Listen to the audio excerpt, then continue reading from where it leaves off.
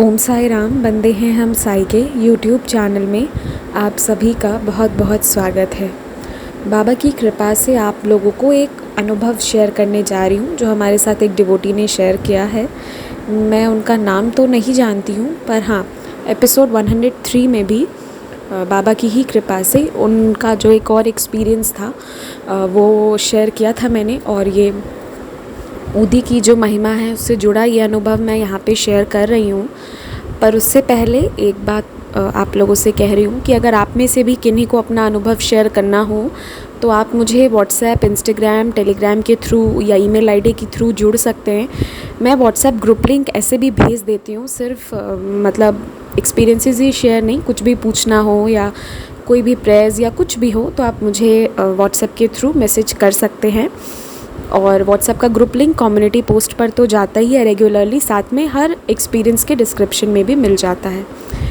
तो अब मैं एक्सपीरियंस की बात करूं, ये ऊदी की महिमा है। क्या होता है कि जिनके मम्मी हैं वो हर बार जून से सितंबर के बीच में एक बार बीमार ज़रूर हो जाती हैं, क्योंकि उनकी मम्मी ऑलरेडी डायबिटीज़, हार्ट और बीपी की पेशेंट तो हैं ही, और साथ में उन्हें इतने सारी दवाई खाते खाते एसिडिटी कई बार हो जाती है। और जब भी इस तरीके से एसिडिटी होती है फिर वो हॉस्पिटल लेकर जाते हैं और डॉक्टर 2-3 दिन तक उन्हें ड्रिप चढ़ाते हैं, वो हॉस्पिटलाइज रहती हैं और फिर उसके बाद तब वो घर आती हैं। ऐसा एवरी ईयर होता है उनके साथ, जून से सितंबर के बीच में, जब बहुत ही मौसम में उमस भरा रहे, ह्यूमिडिटी रहे, तो ये चीज़ें उनके साथ every year after year repeat होती आ रही थी। तो अब तक की तो बात ठीक थी, पर अब उनके लिए ये था कि बाबा कोविड के टाइम में ऐसा नहीं हो। उनके मन में इस बात का डर था कि बाबा कोरोना के समय ये चीज़ें नहीं हो, अगर अभी कोविड के टाइम पे ऐसा होगा तो हॉस्पिटल जाने से कोरोना का ख़तरा भी बढ़ जाता है और कई बार बेड्स नहीं मिलना या बहुत सारे प्रॉब्लम्स, ज़्यादा चैलेंजेस डबल ट्रिपल होके सामने आ रहे हैं। तो वो बाबा से विनती कर रहे थे, पर उन्हें क्या ही मालूम था, वो तो बस सोच के साप्ताहिक पारायण शुरू कर दिए। अभी 5 दिन तो ठीक रहा, छठे दिन जब वो साप्ताहिक पारायण का 6th डे आया था, उस दिन क्या हुआ, रात को उनकी मम्मी की तबीयत बिगड़ चुकी थी, उन्हें वापस एसिडिटी की प्रॉब्लम हुई। पर वो रात में क्योंकि सभी लोग सो रहे थे तो वो बर्दाश्त करके सो गई। वो सोची कि अभी किसी को उठाना ठीक नहीं है, मैं सुबह सबको बताती हूँ। और वो बेहद कमज़ोर हो चुकी थी। सुबह उठी तो सबको बताई कि ऐसे ऐसे प्रॉब्लम हो गया है। इनके पारायण के बीच में ये चीज़ें आई, जिस चीज़ का ये प्रेयर कर रहे थे वही सामने आई। तो ये बहुत परेशान हो गए ये लोग कि बाबा अब क्या होगा, हम तो इसके लिए पारायण भी कर रहे हैं, आपसे विनती भी कर रहे हैं, फिर भी ये सब पलट कर क्यों ऐसा हो रहा है। फिर उसके बाद क्या हुआ कि अपना पारायण तो कंटिन्यू किए ही, 6th डे था, और सुबह इलेक्ट्रल पाउडर जो था उसको पानी में डाल के दिए ही। पर हाँ, उसके बाद वो नहा धोकर अपनी मम्मी को ऊदी दिए, ऊदी का जल वो देना शुरू किए, और फिर उसके बाद अपना साप्ताह पारायण एज़ यूजुअल वो पूरा कर लिए। और बाबा से ये विनती करते रहे निरंतर कि बाबा आप ही रोकिए, आप ही बचाइए, क्योंकि अभी हॉस्पिटल गए तो इतने सारी डिज़ीज़ तो हैं ही, साथ में किसको कोविड होगा इसका कोई ठिकाना नहीं है। और कोविड के समय चैलेंजेस डबल ट्रिपल हो जा रहे हैं घर के बाहर जाने से। तो बस यही था, वो इन चीज़ों को लेकर बेहद परेशान थे, लेकिन हाँ, बाबा पर विश्वास पूरी थी। तो वो ऊदी जल देते गए, जो मैं आप सबसे भी कहती हूँ कि ऊदी वाटर लीजिए, अगर पानी पीना है तो ऊदी वाला वाटर ही पीजिए।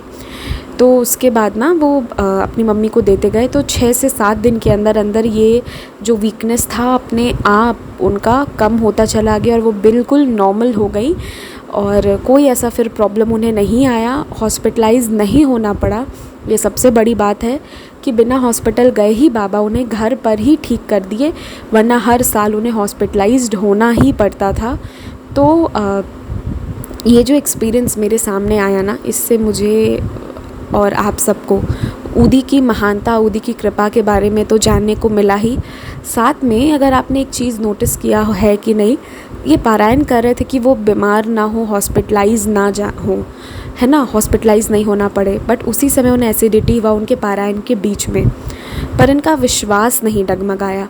अगर इनका विश्वास डगमगा गया होता तो शायद इनकी माँ को हॉस्पिटलाइज भी होना पड़ता, पर इन्होंने विश्वास बनाए रखा पारायण के बीच में। जिस चीज़ के डर से ये पारायण शुरू किए थे वही हुआ, पर ये विश्वास बनाए रखे और एट द एंड क्या हुआ कि ऊदी की ही कृपा से कुछ प्रॉब्लम नहीं हुआ। मतलब थोड़े से चैलेंजेस आए, थोड़ी सी परीक्षा लिए बाबा, पर ये परीक्षा में सफल हुए। तो परीक्षा बाबा नहीं लिए, बाबा उस परीक्षा में पास कराए इन्हें।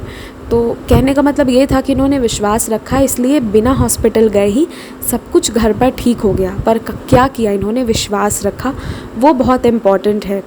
विश्वास रखना बहुत ज़रूरी है। अगर विश्वास हम रखते हैं ना तो आएगा प्रॉब्लम, अगर आएगा भी ना, दरवाज़ा खटखटाएगा पर आपके घर के अंदर नहीं घुस पाएगा, उसको बाहर से ही जाना पड़ेगा अगर आप बाबा पर विश्वास रखते हैं तो।